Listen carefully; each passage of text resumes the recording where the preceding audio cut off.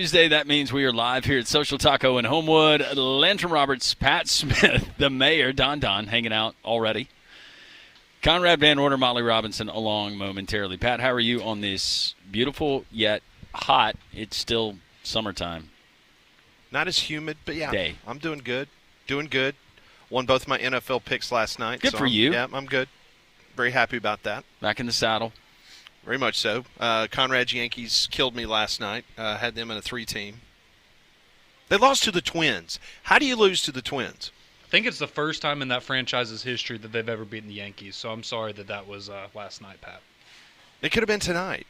I needed that last night. It could have been tonight, you're right. Took the Braves last night. That was a big winner for me. How far are you in the hole right now? I'm not in the hole at all. Oh, good. No.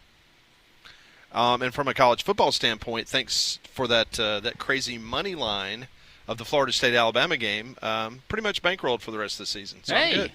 Well, there we go. Yep. Throw in a bet for me. Just let me know what you want. Will you do as high as $5? I might go 250. Since it's for your you. money, I might go big. 250.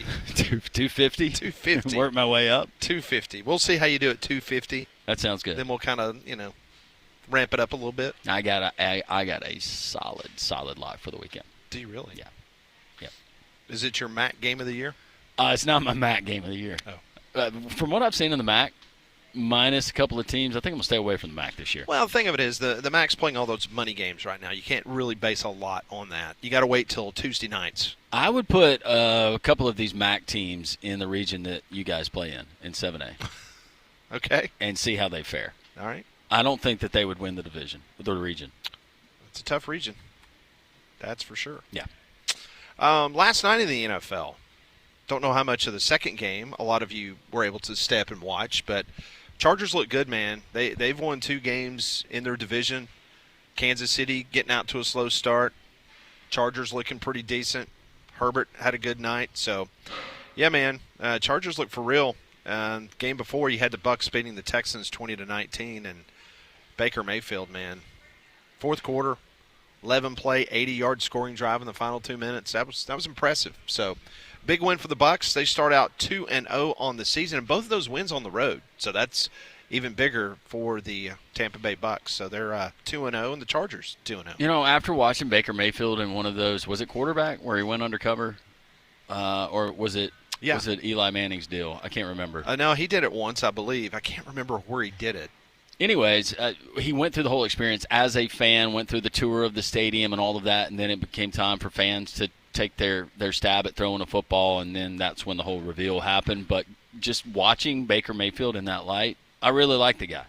I pull for him every time he plays. Yeah. You want to know something crazy? Because I didn't realize this until I saw the stat last night. So Baker Mayfield, this is his 3rd season on the Bucs, so he's got 2 full seasons and now these 2 games. He has thrown the most touchdown passes in the NFL since joining the Buccaneers. More than Mahomes. Are you serious? Yeah, more than Mahomes, more than Burrow, more than Josh Allen. He threw 41 touchdowns last year. Wow. Yeah, he's been remarkable. That's the stat of the day, Conrad. Wow. Well, I mean, last night was that his 23rd. No, they ran it in. He had 22 touchdown passes in the fourth quarter alone over a certain amount of time. And they ran it in for the game-winning score last night. But, yeah, I mean, he's been lights out down there. So, good for him. The other side story last night, this was – you remember last year when Tom Brady took the job with the Raiders, or actually became a minority owner? Remember how the NFL said, okay, well, you're going to be working for Fox, so we're going to put some parameters around you broadcasting because we can't have you walking into facilities, gathering information. Proprietary information. That would be. So they said some things, said, look, you can't do this, you can't do that. Well, this year they kind of backed off a lot of that. And so last night during the ESPN broadcast of Monday Night Football, they had a shot of Tom Brady sitting up there in the booth, wearing a headset, listening to the coaches. And then the ESPN announcers, Conrad, told America how there's 2 or 3 times a week Tom Brady is having a conversation with Chip Kelly. Yes. Kind of like going over things with the team. Yeah, it seems like that would be a conflict of interest with his other job. Yeah, there was a lot of people on social media last night. James Palmer, who used to be on the NFL Network, he's based out of Minneapolis. He went to Twitter and he said Tom Brady meets with Chip Kelly 2 to 3 times a week to go over film and go through the game plan. And every weekend, Brady is calling a game for Fox, gathering as much information as possible from players and coaches from both teams to be at his best in the broadcast booth. And the replies to that was talking about how this is also allowing Tom Brady an opportunity to see what potential assistant coaches might be available that might not be happy at other programs or not other programs, but other franchises, what players may be opting for free agency or not happy with their just all this kind of information. So last night in the post game of the Raiders losing, take a listen to this exchange between a reporter and Pete Carroll about this report that ESPN aired last night. Pete, there was a report that Tom Brady meets 3 times a week or so with Chip Kelly, goes over film with him. We saw him up in the booth on. I just was curious your thoughts on that level of participation with Tom Brady. Yeah, that's not accurate. That's not accurate. That's not accurate. We have conversations. I talk to Tom. Chip talks to Tom regularly. I mean, we have a tremendous asset. And so, and we all get along well, and we respect each other. And so we just talk, about life and football and whatever it comes. And he has great insight. So we're lucky to have him as an owner. Didn't really answer the question, though, did he? Because No. he kind of admitted We said we they talked to him. Well, that's not true, but we definitely talk to him regularly. What? But I also think the NFL is on top of things as they are. Whether it's finding out if you bet on a college football game while you were in the parking lot of the facility or what other investigation that they've launched here in recent memory, it seems like that they're pretty on top of their stuff. So either the NFL is turning a blind eye to what they said originally, or they have no issue with it and they're not getting too many complaints from other teams. I guess it probably helps or doesn't help your case if you lose a football game like they did last night. Then I don't know if that many people care. Well, he's probably watching Geno Smith going, man, I'll go suit up real quick. I might be able to give us a better chance than this guy is. Well, I mean, now that Tom Brady is going to be part of the flag football in the world, Oh, I know, be a great. quarterback of the one of the American teams. So, but Who gets a better return on their investment? The Raiders with what they get from Tom Brady or Alabama and what they get from Nick Saban? well, it's interesting you bring that up because that was one of the things I thought about immediately when all this started coming up during the game. Is Tom Brady's access to other teams, because we kind of talked about that last year, Landrum, when Nick Saban was going to be the $500,000 advisor to Alabama football. Is Kirby and these other SEC programs, are they going to be open to them, coming in and having access to certain things to, I'm not saying that he's a double agent or something, but how paranoid these coaches are. Even are you going to let the GOAT come in and basically pull the curtain back? Also interesting that Nick Saban was not at SEC Media Days this year. Yeah. Just saying. Yeah. I think, though, Nick Saban, there's probably enough mutual respect, not only with he and Kirby, but the other coaches around the league. And he knows how much they value that kind of information, how guarded they are with some of that stuff. Either, A, they don't let him in on it, and they just give him what they want to give him, and maybe that's the case. Or he knows I can only burn them one time with this information, and then not only a professional relationship, but a personal relationship goes out the window. Nick Saban strikes me, as much as he loves Alabama, as a guy that would keep it above board. Yeah. So he probably does get those nuggets. It'll just be fascinating next week to hear what Nick Saban has to say about the Georgia game, and if he had that conversation with Kirby about whatever the case may be. So, interesting stuff with Tom Brady there in Las Vegas. The difference being Tom Brady bought into the Raiders franchise. Does Nick Saban buy into the franchise that is Alabama? Unless it's a car franchise, I don't think Nick Saban is going to invest money in any professional sports team. I think he's all about the cars. The scripted A series. I will say the last thing about the Tom Brady is, did you see the part during the game where I guess it had become public knowledge that he was up there, and you can see him essentially lowering himself down in the booth so you can only see the top of his head. Because somebody definitely said, "Hey Tom, they can see you live on television right now. How about we slide that chair down a few feet?" It's pretty funny. Oh my goodness. Well, there's no doubt. I mean, Tom Brady, he's going to draw a crowd no matter where he goes. So, it's just interesting how the NFL set up all this stuff last year, and they kind of walked it back this year. And all of a sudden, this comes out last night during the broadcast, and it's just, I don't know, it's kind of like a completely different animal this year for whatever reason. If I'm Greg Olson, I'm pissed today. I think Greg's doing pretty well with Fox. No, he is, but Tom still stole his gig a little bit. Yeah, well, the greatest of all time, and Olsen. Olsen's not bad. No, I think he does an excellent job. I'm just saying it's not even. From a name recognition, absolutely, Tom Brady's going to win that. But You Greg could Olson's be the better a million commentator. times better as an analyst, but Tom Brady's still going to get that seat. Absolutely. I mean, when you have Keep it real. upfronts in Manhattan talking about the upcoming fall television schedule for Fox, you think Olsen is going to move the needle or Tom Brady? It's going to be standing Tom up there? Brady. Yeah. You're absolutely right.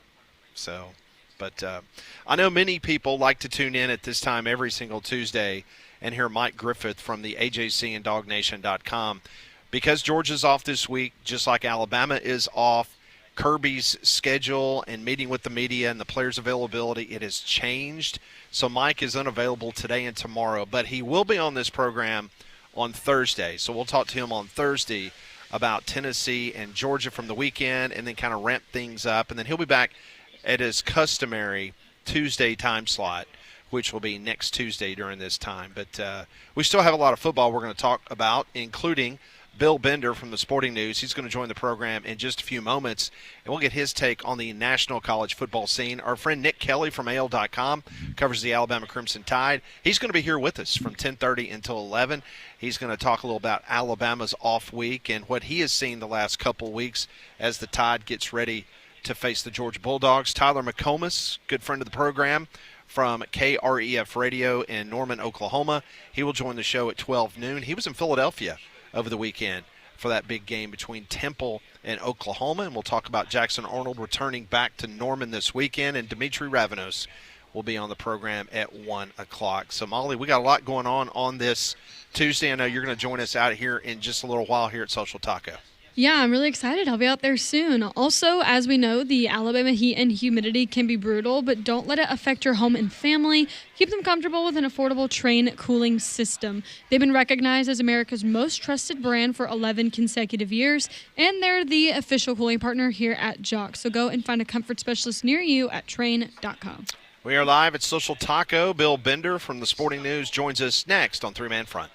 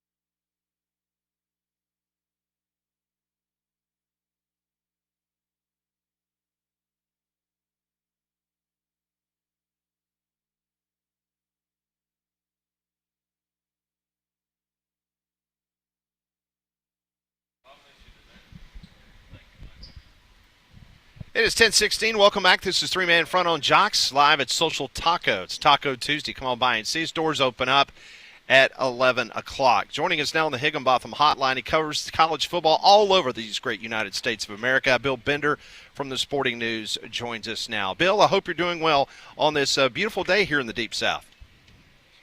Hey, Am. Thanks for having me on. Oh, that's always a pleasure. I want to start with the Notre Dame Fighting Irish. That was such a exciting, crazy game up in South Bend over the weekend with Texas A&M. Many of us that covered the Southeastern Conference really didn't know what to expect from this Texas A&M team, but it impressed us by being able to go on the road and take care of business against the Fighting Irish. But I want to start with your thoughts on the Fighting Irish, and now that they're 0-2, do you believe that there's still some runway for them to get back in the college football playoff discussion? Well, you never say never, but it's going to be very difficult. I think not having a conference championship game, not having a schedule, if you look at it the rest of the way, I mean, right now there are no ranked teams. Maybe USC will be – well, USC's ranked. And maybe you get Navy ranked. I think the two conferences that rejoice there are the SEC and the Big Ten, because essentially Notre Dame takes a playoff spot from one of those two each time it goes. So yeah, I think it's going to be very tough. They had to get one of those games, and the way they lost the Texas A&M game showed a lot of flaws that may take some time to resolve. Bill, another team that had a tough first three games of their schedule, at least two out of the three, the Clemson Tigers, I projected them, like so many others, to be right there in the conversation. What have you seen or what have you not seen from Dabo Swinney's Tigers this year that you maybe expected heading in? Well, I mean, Cade Klubnik was considered we had him, I think, second team preseason All-American. A lot had first of the publication. So, and, you're looking at a first-round grade, and I think he struggled a little bit. They're struggling to sustain a running game. They have a lot of star power. I think that LSU game, I don't know if this works against that play a huge game in week one theory. That game took a lot out of them, and you can tell. And Georgia Tech was able to make a couple plays. They haven't dealt with those preseason expectations. Dabo talked about that last week. Maybe we're guilty of believing that they were a national championship contender. I have my hand raised versus just another ACC playoff contender. Does that make sense? Yeah. No, it makes perfect sense. Before we start diving into your thoughts on the Southeastern Conference, I want to ask you about Miami. I know they played South Florida. South Florida's kind of been that Cinderella team the first couple weeks of the season, but Miami's looked impressive, and now they got one against the Florida Gators and the Gators need more than obviously Miami does. But your thoughts on Miami being a team that some people have number 2, number 3 currently? I think they have it in the trenches. And that always makes the difference in the SEC when you have a really good defensive line. And they have Reuben Bain coming off the edge. He's a first-round talent. On the offensive side, they've got 2 NFL tackles that push people. That was the first thing that jumped out when they played Notre Dame. I texted one of my friends who's a big Notre Dame fan. I said, this Miami offensive line is enormous.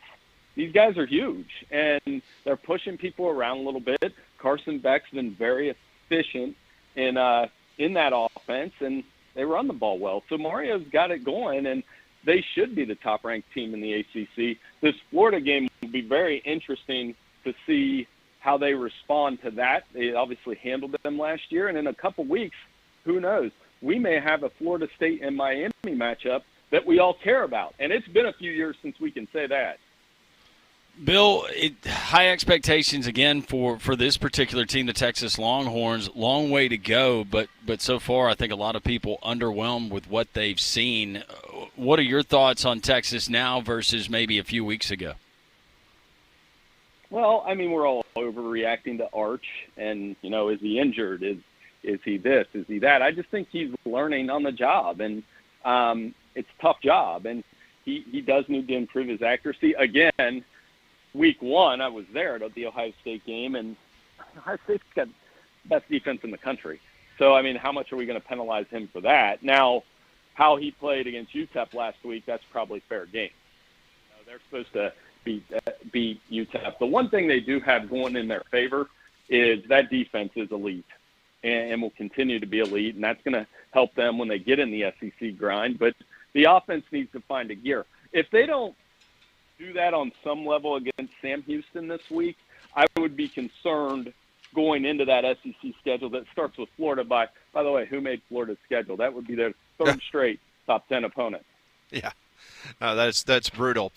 In regards to the Southeastern Conference, impressive win by Georgia, doing it the way they did, the physicality against Tennessee over the weekend. LSU holding serve at home, but their offense continues to struggle.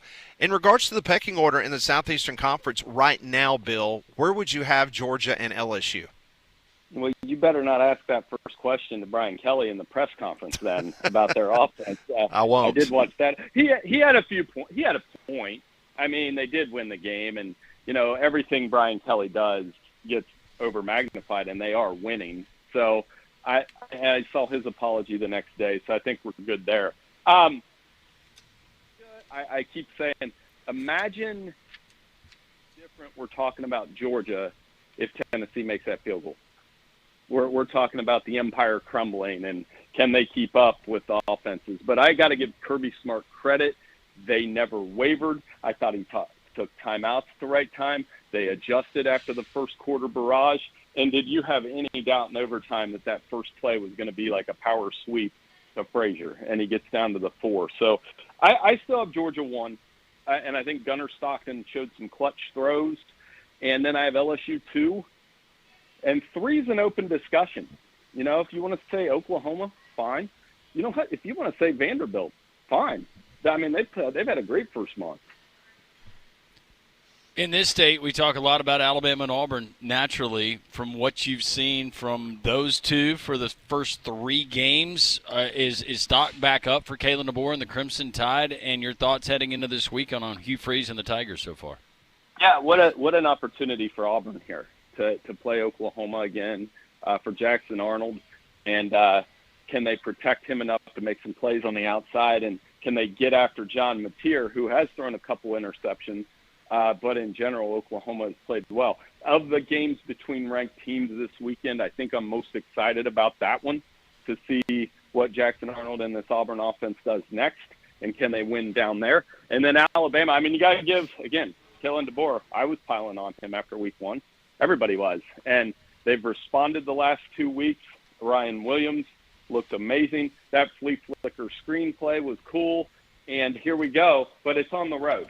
They're going on the road next week. And that's a big one. And we'll see if they can take that show on the road. I'm not saying win or else or anything like that, but it certainly has to look better than it did against Florida State. And I'm super excited about that Georgia game coming up. Oh, it's going to be great. Well, Bill, we always appreciate getting you on a couple of minutes and being able to talk some national college football perspective. I know we get so enthralled in the SEC down here deep in the weeds, but always appreciate you taking some time, and I look forward to catching up with you down the road. Hey, anytime. Thanks for having me on, guys. Have a great week. Hey, you too. That is Bill Bender joining us on the Higginbotham Hotline. You deserve solutions, just like everyone does, that are built for you. So Higginbotham is your one-source solution for insurance, financial, and HR services. Well, Prize Picks is the best place to win cash while watching sports. You can join millions of users just like me and sign up today. It's really easy. You download the Prize Picks app today. Use code WJOX. Get $50 in lineups after you play your first $5 lineup. You don't have to win to get the bonus. That's code WJOX to get $50 in lineups after you play that first $5 lineup. Prize Picks is really simple to play. Just going to pick more or less on 2 to 6 player stat projections. Usually this time of year we go professional football for the college ranks, but it being a Tuesday night, we don't have action yet. So we are going Major League Baseball. We'll go with the Braves. They got the early start today versus the Washington Nationals. Ronald Acuna Jr. hits, runs, RBIs. Any combination of those 3 categories, 0.5. The same for Matt Olson. I'm going to go more on Ronald Acuna Jr., more on Matt Olson. I hit both of those player projections. I'm a winner. You can be a winner too. Download the app today. Use code WJOX to get that $50 bonus in lineups after you play that first $5. Prize Picks, it's good to be right. Coming up next on the program, Nick Kelly, who covers AL.com, the Alabama Crimson Tide. He is going to join us next as Alabama's off week continues. We'll ask him what to expect heading to Athens, Georgia next week. That's next on Three Man Front.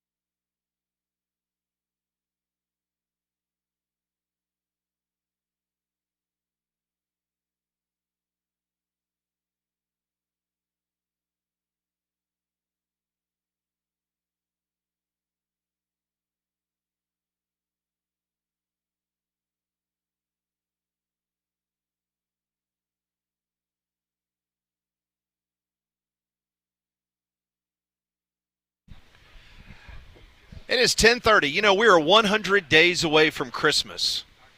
Isn't that crazy? Don't get me going, Pat Smith. And it's just wondering, 100 days away from Christmas, could Alabama fans be given an early Christmas present with a win in Athens next Saturday? Joining us now from AL.com. You like that segue? It's pretty good. You like that setup? That was good, although I'm a little still jarred by you bringing up Christmas. I'm not ready for that. Do you guys 100 days, man. Do you guys open the present, one present before Christmas? No. It's Christmas morning. So, can I tell you guys an awesome story I heard? Absolutely. So they're just a fan story. Yeah. We have some family friends here in Birmingham who, Christmas present related story. They will buy all their gifts before the Iron Bowl so that if Alabama loses the Iron Bowl, they gave their kids half their presents. That is a really good idea. So you're less sad if you lose the Iron Bowl if you get half your gifts. So just an idea for some fans I'm not out there. I'm not trying to parent somebody else's kids, but is this painting a good picture of reality and what's to come later in life? Probably not, but the Iron Bowl is not about reality. Sorry, are you No, related? It's to not these- about reality whatsoever. No, you're right. No. It's really not. Very much so. That is Nick Kelly, the dustle tones of Nick Kelly from AL.com. As you get a rare, 4 days off, no practice for the Tide, right? Yeah, I mean it's. I explained to my wife though, Elizabeth, this is not like an off weekend is not an off week. Like it's still plenty busy. Yeah. There's still a lot going on. You still have different things to cover. I mean, it's still a busier week, but it's not quite. It's not the normal cadence of Monday, Tuesday, and so. Go from there. Are you going fanboy on Saturday? Are you doing like tailgate type food, or how do you consume Saturdays that you're not working? Yeah, I'm sleeping in.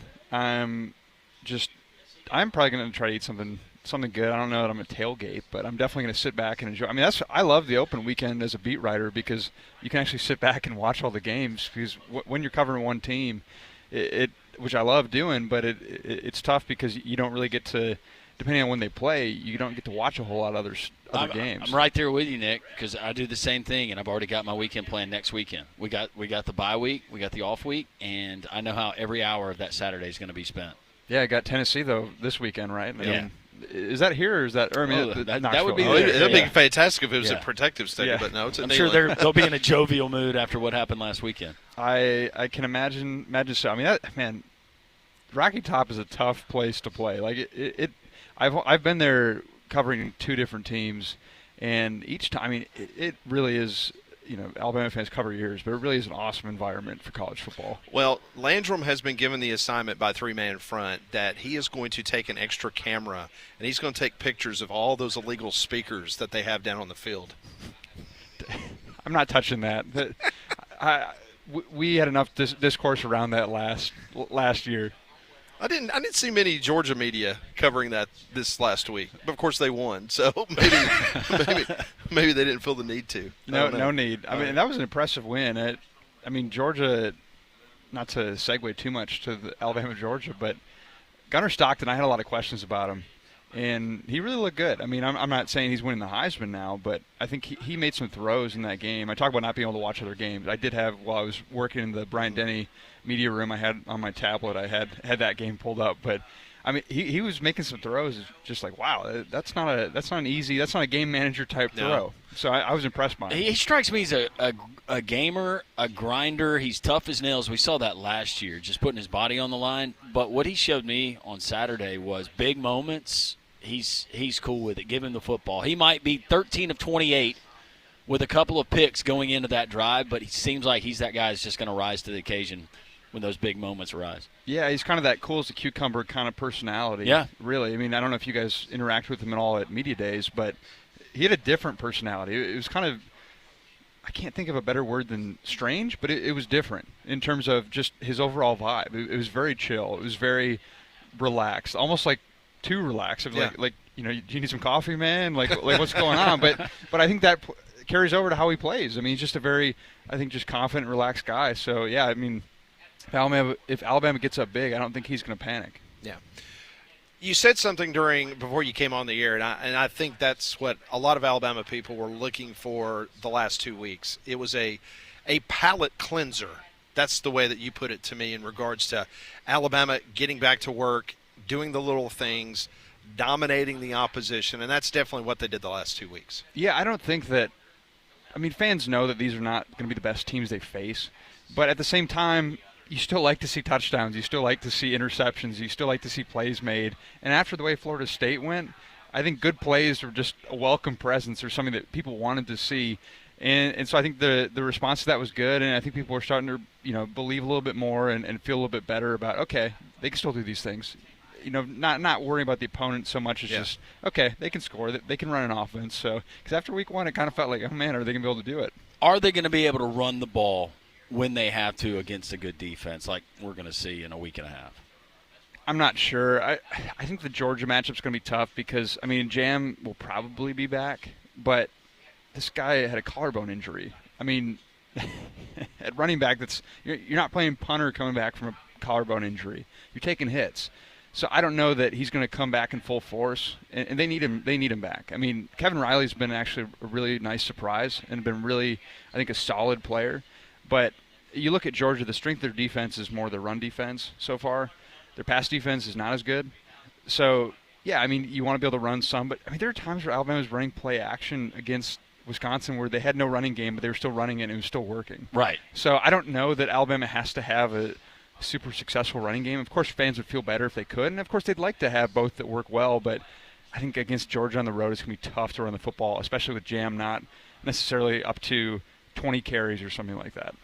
Ty Simpson's been on quite a heater the last 2 games, and when you look at the history of Alabama football and the quarterbacks based on his consistency of the last 2 games, there just has not been a lot of guys in the history of Alabama football to be able to do what he's done the last 2 weeks. Talk about that confidence going into a Georgia game and what that could mean springboarding the rest of the season for him. Yeah, he's looked the part. He looks confident. He looks comfortable. I think just poised. Those are all words that you think of as you watch him play. One kind of fun stat, I was looking at missed tackles forced, that Pro Football Focus tracks that. Yeah. He actually leads the team in missed tackles forced right now. He's got more than anyone else. So don't sleep on Ty in the open field. That's all I'm saying. But no, he's looked the part, and that's the thing. After week 1, that was on the road against what is looking to be a good team. FSU, I think, is going to be pretty solid. I don't know if they're going to be top 5, but they look to be a good team. So you're on the road in a tough environment against a good team. For any quarterback starting out, you're probably not going to look your best. And so I knew that he was just going to need to get reps. I'm not saying he's not going to make mistakes or he's not always going to – I'm not saying he's going to be 17 for 17 every game kind of thing. But like anything else, he just needed reps to get comfortable, to run the offense, be the guy. And that's where it's been nice that I think they have this upward slope of sorts of ULM, Wisconsin, and now Georgia to kind of get him going and ramped up. Not to pick on any player in particular, but I'm going to ask you to be specific based on what you thought. Well, let's take Ryan Williams out of this. Based on what you thought heading in the season, like guys who had to contribute, to play major roles for Alabama to have success. Who are those guys that you still need to see emerge? That's a good question. I'm going to go edge rusher because they still have not gotten enough from a Quay Rousseau type. You look at, I think he has 1 pressure. That's his sack that he had. They need more from him. A guy who's a starter like that who's got potential. It's not that this guy is just some former walk-on. He should be able to do more things. And they just need more out of their edge rushers. And we're starting to see that. We are starting to see that. Wisconsin was better, but they need to keep building on that. Because if the pass rush isn't there, they've got a great secondary, but a good secondary can only hold up so well. So I would say there. I would also say, I'm maybe nitpicking a little bit, but I was expecting Isaiah Horton to take over games more than he has. He's made some plays, but all the hype that I heard, I'm sure you guys probably heard about him coming into the season, I was expecting maybe a little bit too high of maybe a Jameson Williams kind of come in. Same. Yeah. Same. 100%. And so maybe that was on me for having high expectations that way, but I think, he's the type to do big things, so I would like to still see more from him.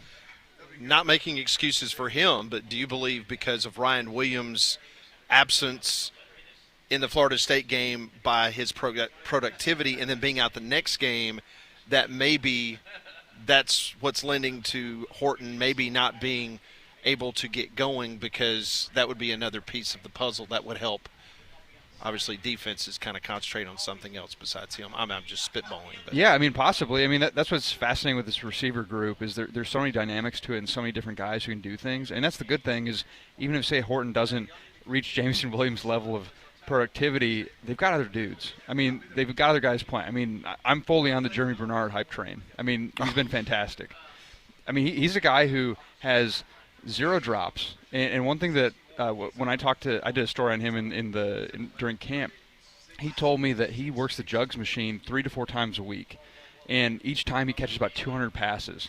He'll do 50 balls in one position, and then he'll catch 50 more in a different position, and I think it pays off in terms of his hands. I mean, he's pretty darn reliable with his hands. So I love watching Jeremy Bernard play, but yeah, how it kind of falls after him is going to be fascinating, and how they distribute those snaps. I mean, last year Brooks is rising up the ranks there, so we'll see. But yeah, I think for them to be at their best, Ryan Williams needs to be at his best, and I think everything else will fall in line around that. You have a lot of interaction with the coaching staff, and especially with Coach Kalen DeBoer. How much have you been able to detect maybe a change in his demeanor, maybe some thicker skin or a little chippiness given what happened in Tallahassee in week 1? I think publicly we've seen it, and I loved at halftime he told the Crimson Tide Sports Network broadcast that they need to come out with a no mercy mindset in the second half, which I think they need to have that at all times, frankly. And I think that you are seeing kind of that more intense, more intentional in his verbiage publicly. But behind the scenes, I mean, I think there's just such a narrative that he's just sitting back on a lawn chair and just letting these other guys coach. Right. And that's just not the case. Like when guys mess up, he's going to get after him. Like, he's going to correct them. Like, no, he's not a Nick Saban type where he could blow a gasket at any time and you're stepping on eggshells kind of thing. But he still corrects things. He demands excellence from people. And so I think that there's a mistake that he just doesn't, and that, he needs to do that now. It still happens behind the scenes, and we'll see if his approach works. He asked you about Kalen DeBoer. Let me ask you the same question with the assistants, with Kane Womack, because if you listen to our radio show, Kane Womack has now taken on the same criticisms that Pete Golding did, back when Golding was in Tuscaloosa. Not so much about Grubb, but Kane Womack seems to be the ire of the fandom, especially after the Florida State game. How's those two guys in regards to just being around them and seeing if they're feeling the pressure?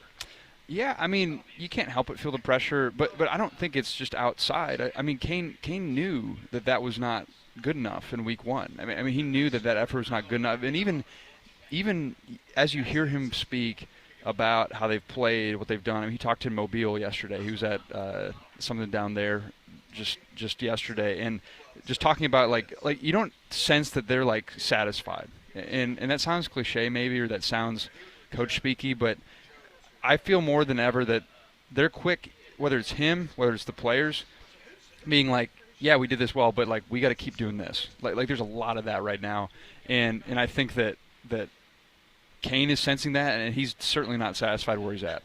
We're hanging out here at Social Taco in the Terrace. You can come and join us. The door's going to open at 11 o'clock. Nick Kelly, who covers the Alabama Crimson Tide, part of AL.com, joining us. We'll continue to discuss Alabama football, the SEC, and more. It's a Taco Tuesday live here from Social Taco in the Square in Homewood. 3-man front on your home for college football and more. Jocks.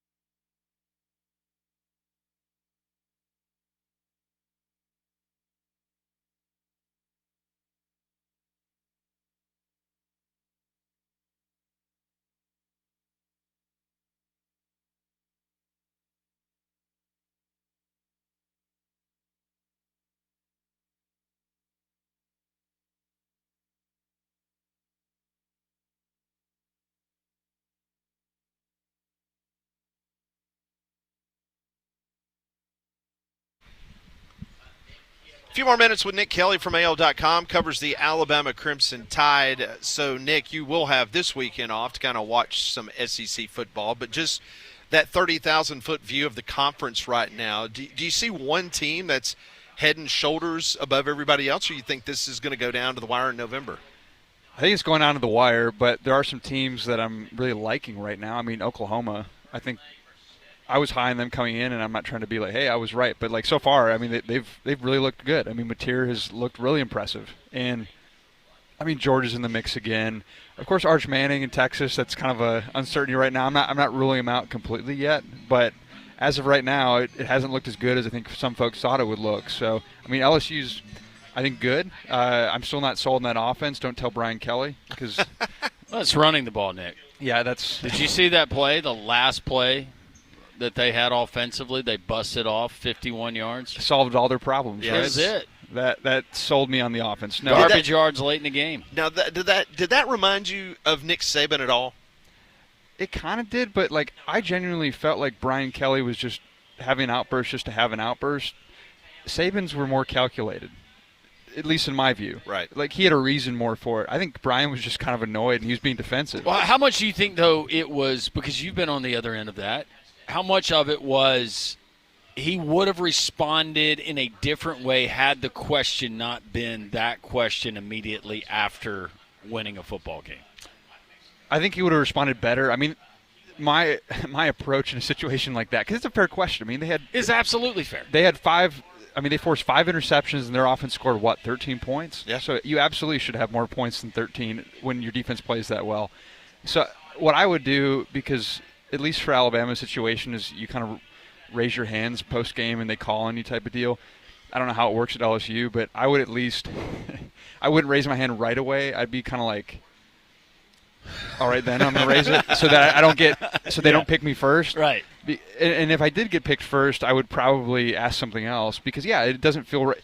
It's kind of a weird vibe because, like, after a win, it's not that you have to ask positive questions, but usually you want to find out, okay, what worked? How did they pull it off? I mean, that's kind of the essence of what you'd want to ask. But, yeah, it was a fair question, so I think I would bury it a little bit more. If somebody gets their butt chewed, do you guys, if you agreed with a question, does everybody console that guy after it's all said and done? Like high fives when everybody leaves the room? Like, hey, man, you totally got done wrong. Fair question. That's a good question. Not necessarily. Yeah, you guys. I mean, now it's been a few years because we're not exactly having that experience with Kalen DeBoer. But Nick Saban, there wasn't a little bit of an element of that. I was actually just thinking back to so 2022 was when I had my kind of welcome to the beat moment. They beat Utah State, I think 55-0. And because there's not a whole lot to ask about when you win a game like that, and they were rotating the cornerbacks, and so I was curious about that, and I wanted to know, what led you to rotate the cornerbacks in this game? I think that's how I phrased it. And Nick Saban responds, used my words against me. He says, "What led you to believe that we wouldn't?" And he stares at me, and then I remember that he pauses, and I'm like. I thought he was being rhetorical because a lot of times he will pause and he's not waiting for you to legitimately respond. Yeah. But he just pauses and then I'm like, okay, is he going to keep going? And he doesn't say anything, and then I'm like, I think he wants me to respond. So I start responding, and the moment I respond, bang, he's right. He cuts me off again, and then it happens again. Like he asked me kind of a rhetorical question, and then I'm like, you want me to respond again? Well, Coach, I was just curious, and he's like. Well, I'm curious why you were curious. You're curious. I'm curious. We're all curious. and this is my second year in the beat, so I'm like, what is going on? At that point, though, Saban's personality, you got to know it. He was having a little bit of fun with you? He was having a little bit of fun because later in the press conference, so then right after Charlie Potter, who I know is a friend of the show, yep. A friend of mine as well, he basically decided to double up and ask another kind of depth chart question. And – strength in numbers. Yeah, and then Saban said something to the effect of I know you all think I'm crazy, but I don't care. Something like that. So he was having a little bit of fun, but my understanding of that week was, because the depth chart had come out that week, it was week 1, and Saban's I've been fielding, he was having to field questions. He didn't say this in press conference, but he had people in his office all week upset about, or having questions about why am I number 2, why am I number 3, and so that was his way to kind of quell all that. So I was the sacrificial lamb in that situation. How much fun do you think the media in Chapel Hill is having right now? Fun's a word. Fun's a word. I don't know. I mean, it's Bill Belichick is tough when they're winning in those situations, but when they're losing, I think it's even worse. But, man, it's fascinating. It's fascinating to follow from afar. I mean, especially when them banning the Patriot scouts from there. Like, talk about petty. I mean, talk about just a level of petty that I can't tell if I respect or if I admire or if I'm just like, wow, that's maybe too much because it's affecting the people in your program. And typical Bill Belichick middle finger to the media when he puts out the depth chart. And it's just a listed of names and question marks. Whatever the case may be. Just don't put one out. Like, it is kind of funny though. I do enjoy the discourse and the fodder. So. Oh, it's good stuff. All right, so right now, if you had to lay a fun wager with the show, how many SEC teams get into the college football playoff? I'm not going to ask you which ones unless you want to volunteer that, but the number, how many? I think I've said 4 the whole time. I'm going to stick with that. You're gonna stick with I think 4 is a pretty safe number. I mean, if the committee really cares about the strength of schedule metric or whatever they're calling it, I think you're going to see 4 because, I mean, you look at just some of these. I think I didn't look at it this week, but last week you look at the top toughest 15 schedules or strength of remaining schedule. Yeah. I think there was one team that wasn't SEC in that. Now, granted, Florida was in that, and I don't think they're going to be making the playoff. But yeah, I mean, the SEC just has such a tough schedule. I mean, every single opponent Alabama has left. I'm sure you guys have talked about this. Other than, I mean, South Carolina is the only one that isn't technically ranked right now in the AP poll. Don't count Eastern Illinois. But SEC-wise, right, everyone's ranked right now. And that'll probably change. But at the same time, I mean, if Alabama can win most of their games, they're going to have a crazy strong strength of schedule. And even if they don't, I mean, I could see a 9-3 SEC team because of if they really do pay attention to that strength of schedule or that, what are they calling that metric again? Oh. I'm putting you guys on the spot, but it's like not strength of. Is it strength of record? It's like some weird phrasing, but not important. But basically, essentially, if they really pay attention to how tough games a team plays, the SEC. I know the Big Ten people hate this, but then I'm really going off on a tangent here about this whole thing. But Wisconsin, I think, shows you exactly what the difference is between the Big Ten and the SEC. It's about the depth of the league. It's not, yes, the Big Ten has top teams like the SEC does, but it's the depth of that league because, I mean, that bottom half of teams like Wisconsin just can't, I mean, they're not comparable to what the SEC has. No. And I'm not trying to be an SEC homer. I'm from the Big Ten country. Like, it's just not the same. And so, yeah, to me, it's a big difference of I think it's going to help out, the SEC teams in the playoff picture, and they could get in with a 9-3 record. That is Nick Kelly. You can follow his work at AL.com. Nick, always great to catch up with you. Thanks, Nick. Have a safe trip. Have a fun time down at the Gulf Coast tonight. Thank you. Looking forward to it, and always great to be with you guys. All right, good to see you. All right, that is Nick Kelly from AL.com, covers the Alabama Crimson Tide. We are live at Social Taco. Come on by and see us. Remember last week, we did not have any seats available up here, so you need to get here early, get an opportunity to get your seat. We got a Tennessee fan. Sports Talk. Yep, and an LSU fan. He's emerged. Don going to console him. And a Florida fan right there. Oh, bless his heart. I know. All right, more three-man front live from Social Taco.